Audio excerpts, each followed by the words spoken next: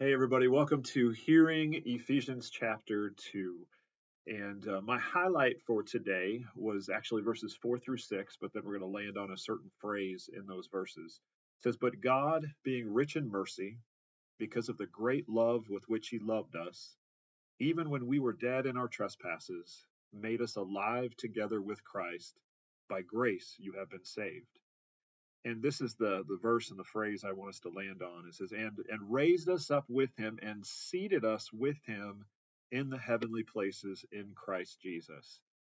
Seated us with him in the heavenly places in Christ Jesus. So that was my highlight. My E for explain, once again reflecting on the fact that these first three chapters in Ephesians are largely doctrinal, explaining our position in Christ, and then the last three chapters tend to be more practical, explaining how we are to live out that identity in Christ. And here in this first portion of Ephesians chapter 2, Paul makes it clear that our salvation is all of God. It is not of us. It's all about his amazing love, his grace, and his mercy, and that when he saved us, something very mysterious and profound happened. And I don't think I can fully even begin to explain what it was that happened, but it says, "We were seated with Christ in the heavenly realms." Just ponder that for a minute. We were seated with Christ in the heavenly realms. Physically, I'm sitting in this chair right here. I'm seated in my office, but truly, in the spiritual realm, my spirit somehow mysteriously is in the presence of God. I'm seated with Christ in the heavenlies.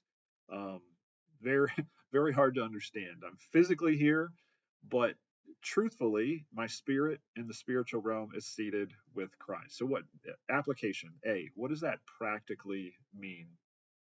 Well, I think it means that if I truly understand my position in Christ, I will not be so quick to get sucked into the muck of this world.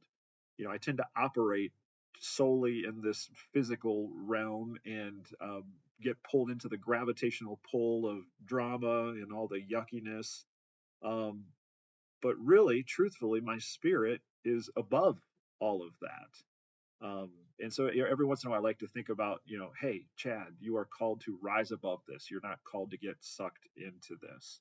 Yes, I still have to deal with unpleasant situations and unpleasant people. That's just part of our human existence here on this earth. So it doesn't mean we don't have to deal with those things, but I don't deal with them from an earthly perspective. And I don't deal with them as if this physical experience is all that there is.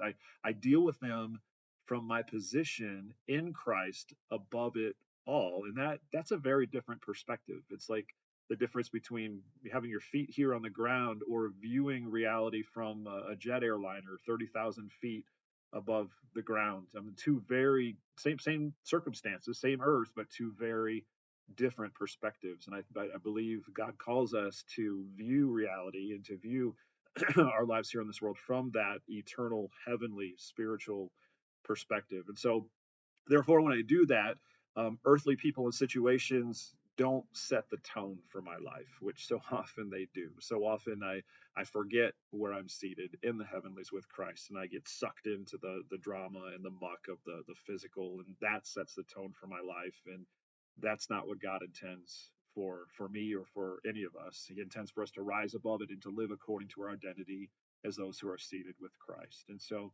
my response to that, simply a prayer. Father, thank you for this incredible truth.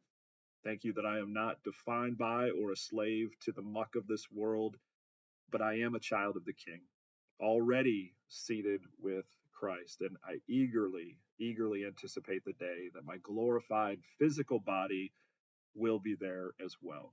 What a day that will be. So, God bless you today. Look forward to joining you soon with Ephesians chapter 3.